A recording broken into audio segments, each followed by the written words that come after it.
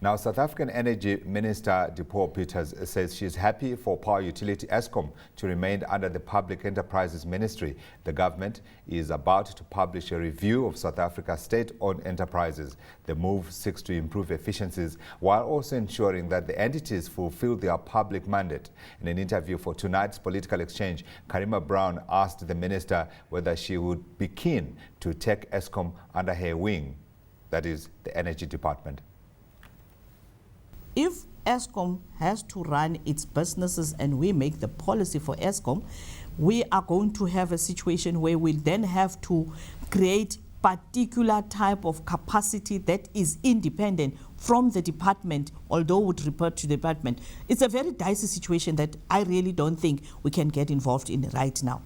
As we speak, the department is also trying to get its own capacity on stream. We've just taken a decision about EDI, to do away with EDI and build that capacity in the department. So I think that we need to allow, Karima, for the report on the PRC to be concluded and the implementation modalities to be looked into before we can arrive at a point on deciding about whether Eskom should be under the Department of Energy or under continue being under DPE.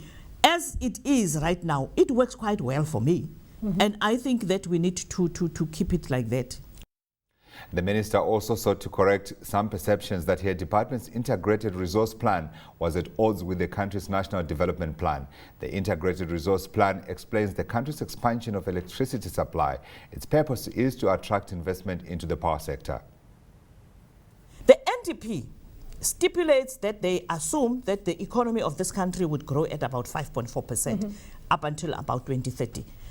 I want to say that the integrated resource plan, when we drafted it, we also used the assumption at the time of the projections in the new growth path for the economic growth. So now we are sitting with a situation where in this year, we've got to review the integrated resource plan, looking at what the NDP says. And I would want to say to you, we cannot determine the demand projections for 5.4% or whatever the NDP says, based on last year's projections. Indeed. Every year you would know that the figures would be different. And I would want to say to you, the challenge that we are also faced with as a department and as a country is the fact that very soon many of the power plants that are running would have to be decommissioned. And by 2030, between 2030 and 2050, we need new plants that would also speak to air quality. So I think it is important that in doing the review, we take all factors into consideration.